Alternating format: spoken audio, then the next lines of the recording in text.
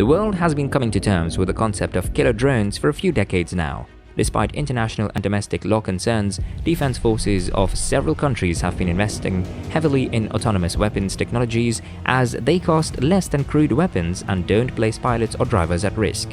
While Russia has so far been criticized for failing to make a mark on the technological front, Russia's own fleet of advanced killer drones is here to induce a wave of terror in the West. While Russia's manned air force has not been effective in its conflict against Ukraine, its unmanned aerial vehicles have proved that it is a force to be reckoned with. Recently, in April 2022, the Russian Ministry of Defense released videos taken from its mysterious drones on the Ukraine battlefield. The videos show sequences of chilling scenes, a Ukrainian armored vehicle carrying self-propelled artillery being blown up in flames by an unseen projectile a few seconds into the video. Other videos showed similar scenes that demonstrate Russia's prowess, several military vehicles exploding one after the other and vehicles hidden behind sturdy buildings being blown into smithereens. According to artillery experts, the damage was caused by Russia's Krasnopol laser-guided artillery shell, which appears to have been guided to the target by the drone capturing the footage. The original version of this artillery shell is said to have had a weight of about 110 pounds with a range of 20 kilometers. The upgraded version that Russia is using right now is set to hit targets 43 kilometers away with 95% reliability. The shell's 14-pound warhead is capable of striking at a steep angle, piercing through the thin armor at the top of a heavy tank, hence blowing them up. While initially the Krasnopol guided projectiles were utilized by Soviet 152mm artillery systems like the 2A-65 MSTA-B field howitzer, self-propelled howitzers, and the D-20 field howitzer, Russia now appears to be using these guided shells with drones. This is understandable because laser designators only offer a range of a few kilometers, which means that observers on the ground cannot efficiently find their targets when behind the lines. Drones, on the other hand, can roam around without restrictions, and their bird's eye view and live footage allow them to pick out many hidden enemy vehicles with ease. Even little clues like track lines of crushed earth in open fields can be picked up by these drones. Russia has rapidly built up its drone capabilities in recent years. It used drones in Syria and acquired more after Azerbaijan forces demonstrated their prowess against the Armenian ground military in the Nagorno-Karabakh war in 2020. In addition to their effectiveness, both military and psychologically, drones are relatively cost-effective compared to manned missions. The type of drone that Russia is using for these deadly strikes in Ukraine is still unknown, but according to Samuel Bendit, an expert on Russian defense, it is using its renowned Orlan-10 drones. The Orlan-10 is a medium-range, multi-purpose UAV that was developed by the Russian firm Special Technology Center. Currently, the UAV is in service with the Ministry of Defense of the Russian Federation, where it is typically assigned to artillery units like the Krasnopol. Orlan-10s are intended for a variety of missions, including but not limited to observation, aerial reconnaissance, search and rescue, combat training, jamming, detecting radio signals, monitoring, and target tracking in hard-to-reach terrains. Its export variant, called the Orlan-10E, was displayed in 2016 at the 19th International Air and Space Fair. Rosoboron expert announced that it planned to promote the UAV in foreign countries over the next few months.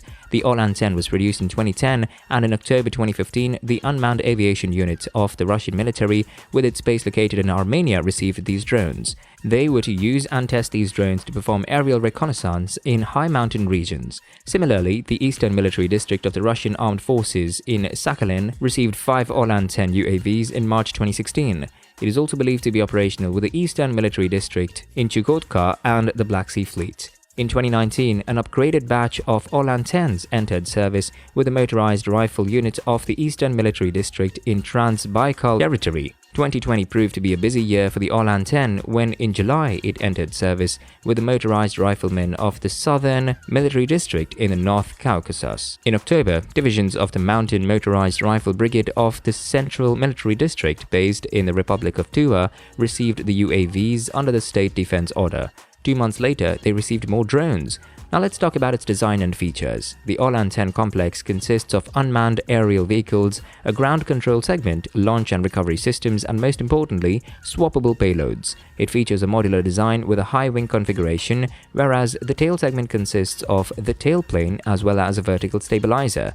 It has a wingspan of 3.1 meters, whereas its aerodynamic fuselage is 2 meters long. When empty, it weighs about 12.5 kilograms and can carry a maximum payload of 16.5 kilograms. The drone is launched with the help of a collapsible catapult and can be recovered with a parachute landing system. Its modular design facilitates the provision of several interchangeable payloads, which offers a good degree of flexibility for its missions.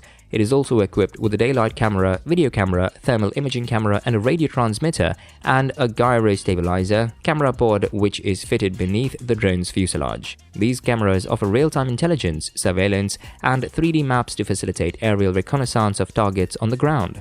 The images, video, and other data captured by the sensors and payloads are transmitted to the ground control station in real time via data links that utilize 3G or 4G cellular networks. It is also rumored that the data is collected later once the drone returns to the base station. Since the All-10 is fitted with electronic warfare capabilities, it can differentiate between friendly and unfriendly mediums of setting up information, so it can single-handedly mount interference transmitters or set up zones to jam cellular signals. The UAV can execute missions in autonomous and remote control modes as desired by the operators. The autopilot aboard the drone allows it to operate autonomously with the help of predefined waypoints. When in autopilot mode, the operator can modify the flight path while the drone flies. The drone can be operated remotely from its respective ground control station, which is installed on an MP32M1 command and control vehicle. Developed by Roselectronica, a Russian state-owned company, this ground segment can simultaneously control up to 4 UAVs. When the All-10 is in remote control mode, the operator at the mobile ground segment is able to send commands to control the drone via a digital data link. The UAV is powered by an internal combustion engine that drives a two-blade propeller mounted inside its nose. Another notable feature is the drone's ability to transmit telemetry data to a range between 120 km to 600 km from its launch station. It can stay in the air for around 18 hours, can cruise at a speed of 110 km per hour, and attain maximum speeds of 150 km per hour. The All-10 can reach maximum altitude of 5 km irrespective of weather conditions and terrain.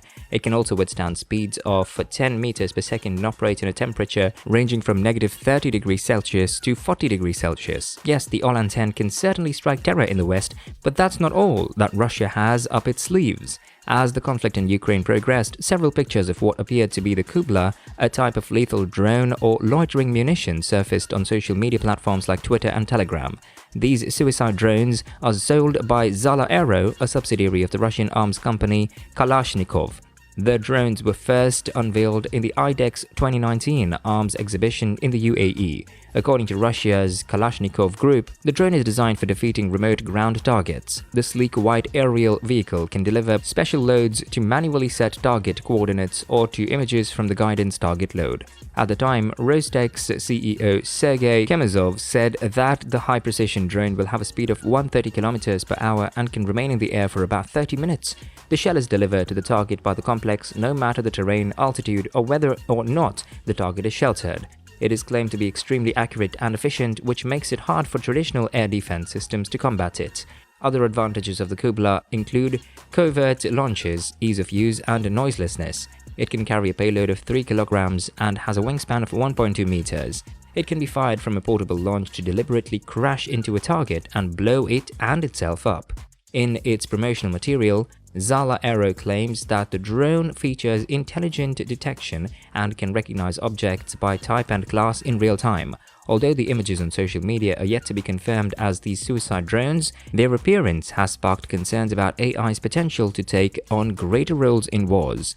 Russia also has several other drones under development which are rumored to have more advanced capabilities as compared to the All-10, which its military widely uses. These include the Orion and the Russian-made Phoenix. It is yet to be seen whether these advanced drones will be widely adopted by the Russian military in the future. Do you think the West has good reason to fear Russian drones? Comment below. If you enjoyed today's video, smash the like button, click subscribe, and tap the bell icon to never miss a video from us. Thanks for watching and goodbye.